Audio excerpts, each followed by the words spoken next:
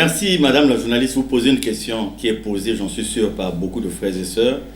Et comme nous sommes des associés, toute question mérite une réponse.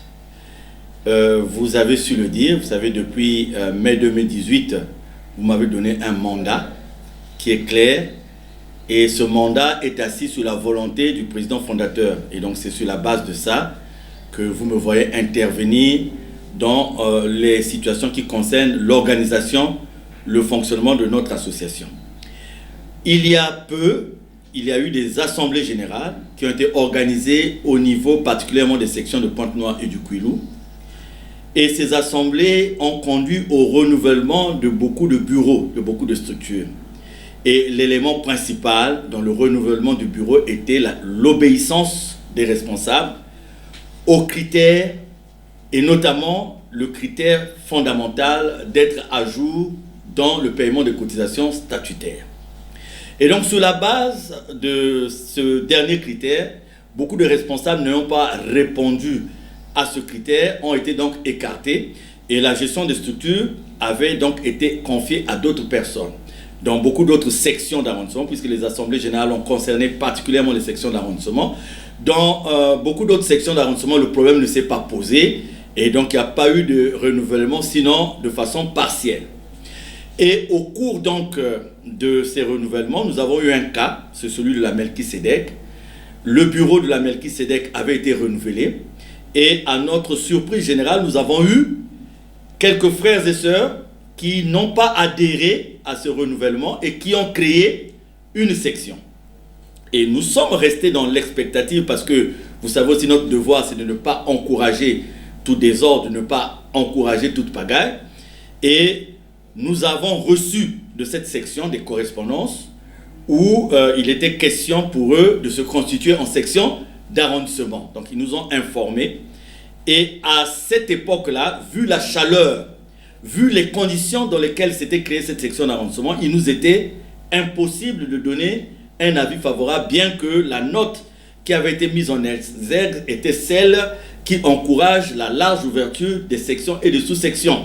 Mais sur un plan pratique, il fallait asseoir l'exécution de cette note en s'entourant d'un certain nombre de garanties, et notamment le fait que le fonctionnement de cette nouvelle section n'allait pas créer le bouleversement dans la marche de la section Melchisedec dont le bureau venait d'être renouvelé. Donc nous avons évolué, nous avons observé, puisque cette section est venue vers nous à 2 reprises, nous avons évolué jusqu'à ce que nous avons eu des faits qui démontraient que le président adjoint de cette section était allé en dehors de la culture des monts Ararat, parce que ce sont des vidéos, ce sont des audios qui le montraient à la tombe, entre guillemets, à Kibossi, et qui le montraient donc en compagnie des gens qui n'adhèrent pas à la culture des monts Ararat. Donc, saisi de cela, parce que, madame la journaliste, il faut que les frères et sœurs comprennent que l'association Luzolo Amo n'est ni mon entreprise, ni ma société. Donc, si l'association Luzolo Amo OPH était mon entreprise, était ma société, j'allais prendre des mesures à moi. Mais je suis un passe-à-outre et l'association appartient à Guy-Émile Loufa-Sétukwabo. Il n'est pas de mon devoir, à cause de l'attitude d'une personne, de favoriser la perdition de beaucoup d'autres personnes. Parce que il y a dans le cadre du conflit que vous connaissez dans notre association, il y a des positionnements qui sont clairs. Quand on parle de Vungu, aujourd'hui, quand on parle de Siafumu, c'est des positionnements qui sont clairs. Mais il y a eu à cette époque 2 positionnements pour lesquels il nous fallait avoir la clarté. Donc il y a eu le positionnement de cette section Capernaum et il y a eu le positionnement d'un autre groupe de frères et sœurs qui se sont regroupés autour du frère Tanguy. Et donc, ces frères de Capernaum et ces frères de Tanguy ne sont pas originaires de Vungu ou de Siafumu. C'est pour la plupart des frères qui sont partis des monts Ararat. Donc il était de mon devoir de chercher à savoir pourquoi il y avait pareille situation, parce que je ne pouvais pas me permettre dans une ville où on avait déjà une situation d'en ajouter d'autres. Et vous savez, souvent dans la foi, les frères et sœurs sont victimes d'incompréhension. Et moi, je ne marche pas selon ma volonté, selon mes intérêts. Je marche selon l'intérêt de Guy-Émile. Il y a des moments où je sacrifie mon intérêt. Il y a des moments où je sacrifie même ma personnalité. Un moment, pour arriver à une situation. Donc, en ce qui concerne Tanguy, j'avais envoyé le Bucopen du Codex sur le terrain. Ils sont allés sur le terrain. Quand ils sont revenus me rendre compte, je leur ai dit, laissez le temps au temps. Laissez-les évoluer. Si ce qui est de Dieu ira de l'avant. Mais ce qui n'est pas de Dieu, Dieu le fera. Donc, à l'époque, nous n'avons pas voulu une politique de confrontation. En ce qui concerne Capernaum, nous avons fait la même chose. Laissons le temps au temps. Et donc, quand nous avons eu ce problème des photos, ce problème de vidéos sur la tombe, ce problème de collaboration du président adjoint de Capernaum avec des gens qui n'adhèrent pas à la vision des monts Ararat, moi, président adjoint, je me suis rapproché de lui parce que ma crainte, c'était d'associer des frères et sœurs innocents dans cette démarche. Vous savez, aujourd'hui, il y a des gens qui ne se sont pas séparés du fait de la doctrine, mais simplement parce que nous avons eu des problèmes individuels. X a eu des problèmes avec Y. Et pour montrer à Y que je ne partage pas là où tu es, ils se sont laissés embarquer. Notre devoir en tant que responsable, c'est d'interpeller ce genre de frères et sœurs, de leur dire, ne confondez pas le conflit personnel que vous avez. Si à Melchisedec, vous avez accusé des gens de sorciers, si à Melchisedec, vous n'avez pas été d'accord avec tel frère parce qu'ils ont un club de sorciers, mais attention, là maintenant on vous parle de la tombe, on vous parle de Guy Émile mort, attention, c'est notre devoir. Si les frères et sœurs nous comprennent, c'est bon. S'ils ne nous comprennent pas, au moins, nous aurons pris le temps de faire ce pourquoi nous sommes là. Comme dit Papa Émile, le médecin, si le médecin existe, c'est parce qu'il y a des malades. S'il n'y avait pas de malades, le médecin n'allait pas exister. Donc je me suis rapproché du président adjoint de Melchisedec, Charlemagne Bitumbu. Je lui ai dit, mon frère, les vidéos sont là, les audios sont là. Je veux que tu me clarifies ta position. Il m'a dit, président, ne vous occupez pas de tout ce qui a été dit, moi je suis des monts Ararat. J'ai dit, je viendrai dans votre section poser la même question.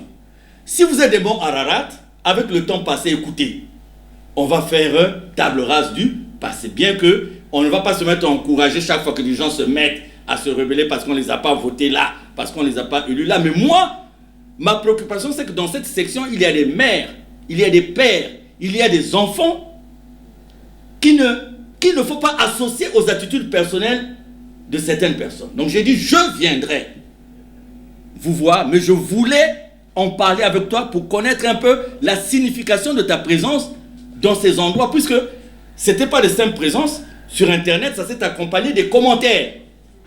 Et à 3 reprises, j'ai vu le président Charlemagne, à 3 reprises, nous avons parlé et nous nous sommes convenus de ce fait. Et lors du dombage veillé organisé en la mémoire de notre regretté frère Mwanga, époux du frère Ngila Gladys, j'ai pris le peuple de Dieu à témoin parce que je savais que la présence du président adjoint à Capernaum allait soulever plus d'une question.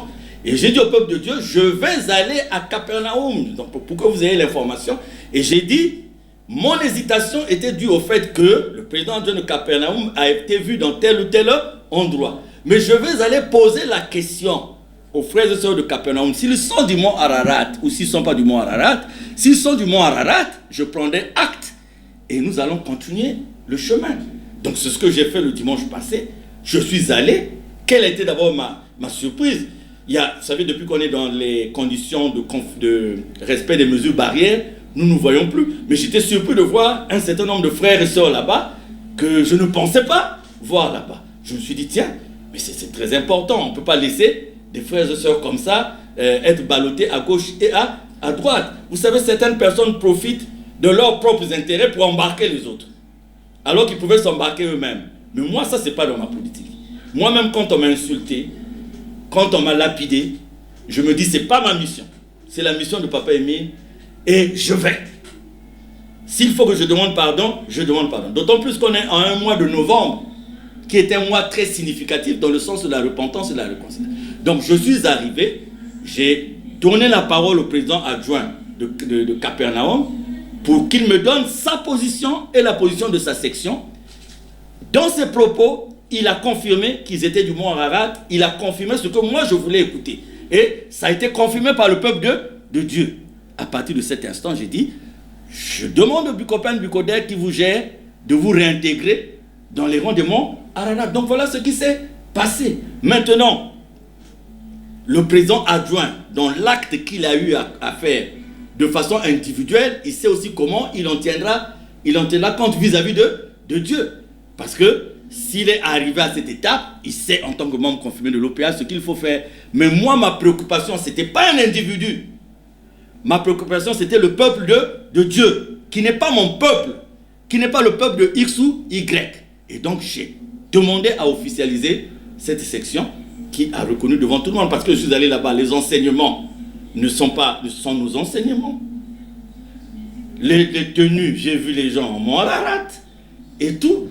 Donc, j'ai compris que il fallait dépoussiérer ce qui pouvait avoir tendance à entraîner les gens là où il ne fallait pas. Et c'est comme ça que je suis. C'est comme ça que je suis, madame la journaliste. Et en ce qui concerne Tanguy, j'ai aussi une autre opération que je ferai vers Tanguy, pour qu'au moins ces deux entités qui sont issues de nous, que nous puissions avoir la clarté. Quant aux autres que nous connaissons déjà, c'est à Fumu et tout.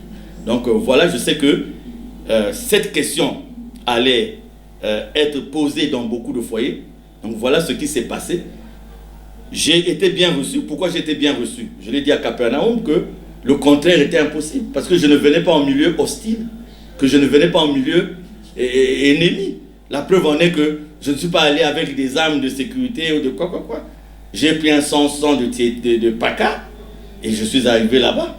Et je dis, vous ne pouvez que bien me recevoir parce que vous n'avez aucun problème avec moi. Et ça s'est passé dans l'ambiance. Et mon souhait est que Capernaum puisse avoir donc ce sens de respect de la hiérarchie qui est le Bucopen, Bucodet, qui a été aussi blessé à plusieurs reprises par certains propos, pour que tout redémarre. Vous écoutez, si ce que nous faisons, c'était un problème d'ordre, nous on ne serait plus là, on serait ailleurs. C'est parce que nous sommes là pour la mission de Dieu, l'association de Dieu. Est-ce que encourager pareil acte ne créera pas jurisprudence, de dire que demain après-demain, d'autres feront pareil? Vous savez, quand nous avons eu cette situation au niveau de la sous-section 12 à l'époque, le maître a envoyé une cassette où il a dit, écoutez, ceux qui sont pour le président Tinona restent à la 12 et ceux qui ne sont pas pour le président Tinona vont créer la 0012. Et nous savons les enseignements que le grand maître avait donnés dans cette cassette. Je reviens, je dis, le temps a été celui qui a donné l'occasion aux uns et aux autres de tirer les leçons. Et nous ne sommes pas aux Zolo pour des responsabilités. Pour dire que demain, quand arrivera telle chose, les gens prendront... Vous savez, le monde est en train de bouger. On a des Covid-19, on a des décès de partout. Il est temps pour chacun de nous de se préoccuper d'abord de sa situation personnelle vis-à-vis de Dieu. C'est pour ça que vous avez vu sur Internet, j'ai demandé que la journée du dimanche 7, en dehors du programme établi, soit consacrée à la prière et à la supplication. Parce que, madame la journaliste, nous n'avons à lutter ni contre le sang, ni contre la chair, mais contre les dominations. Vous savez, si moi je prenais une attitude rétrograde, il y a beaucoup de gens que je ne saluerais plus jusqu'à la mort. Donc, ça donnera jurisprudence, mais nous sommes là. Pour l'instant, c'est nous qui sommes là. Mais je dis seulement aux gens, ne cherchez pas à valoriser votre présence dans l'association de Zolo par rapport aux responsabilités, mais par rapport à la mission de membres et de membres confirmés de l'OPH que Dieu vous a donné. Je crois que s'il y a le ridicule, ça touche ceux qui ont cherché le ridicule dans cette affaire. S'il y a le ridicule, ça touche ceux qui ont cherché le ridicule. Mais ça ne nous touche pas nous, parce qu'en bon père, nous aurions pu faire autre chose. Mais qu'est-ce que vous voulez? Que je leur dise, écoutez, vous avez accepté, vous êtes de Morarat, vous avez accepté que Guy Émile est Dieu, il vit d'éternité en éternité. Bon, mais malgré ça, et continuez à évoluer vous-même. Ce n'est pas ma société, ce n'est pas mon entreprise. Vous savez combien d'assassins qui ont été pardonnés par Dieu? Vous savez combien de criminels qui ont été pardonnés par Dieu? Mais Dieu dit quoi? Ce qu'il veut, ce n'est pas que le méchant meure, mais qu'il se repente et qu'il vive. Madame la journaliste, il faut quitter ces petits bruits de rien du tout. De toutes les façons, moi j'ai remarqué que quand il y a des conneries entre guillemets de ce genre, on accorde de l'importance. Mais l'importance aujourd'hui, c'est de parler des vérités divines de l'heure. C'est de parler de Dieu. Nous avons vu Dieu. Aujourd'hui, le monde, ce que le monde veut aujourd'hui, c'est qu'on ne parle plus de Guy Émile. On ne parle plus de la doctrine de Guy Émile. Que l'association de Zolo soit comme là où partout on a réussi à taire la mission des précurseurs. C'est ce que les gens veulent. Donc, s'il y a un membre confirmé qui n'a pas compris que son rôle aujourd'hui, c'est de défendre la mission, la doctrine de la personne de Guy Émile, et qui reste encore étriqué à des responsabilités, secrétaire de ça, président adjoint de ceci. Ça ne sert absolument à rien. On t'enlève de là, tu vas maintenant pactiser avec l'ennemi. Tu vas maintenant pactiser avec le diable parce qu'on t'a enlevé de ça. Mais le ridicule ne revient que sur ceux qui le créent. Sur ceux qui créent le ridicule. Moi, s'il y a des frères et sœurs à Capernaum ce jour-là qui sont allés dormir en paix, c'est ça le grand plaisir pour moi. S'il y a des frères et des sœurs à Capernaum qui se sont retrouvés devant leur Dieu, Dieu mille fois c'est quoi bon, c'est ça le grand plaisir pour moi. Le reste ne me regarde pas. Mais on va cheminer avec eux, on est sur le terrain, et même chez eux, si les gens ne sont pas à jour, on fera l'assemblée générale pour les enlever, même à Capernaum. Donc, il y aura peut-être encore un deuxième Capernaum. Donc, en fait, en étant dans les monts Ararat, ça ne veut pas dire que si dans le bureau de Capernaum, les gens ne sont pas à jour, on va continuer à assister. Non. Une fois les choses établies, on verra aussi lesquels sont à jour, lesquels ne sont pas à jour, et on tiendra l'assemblée générale. Voilà. Voilà ce que je tenais à dire.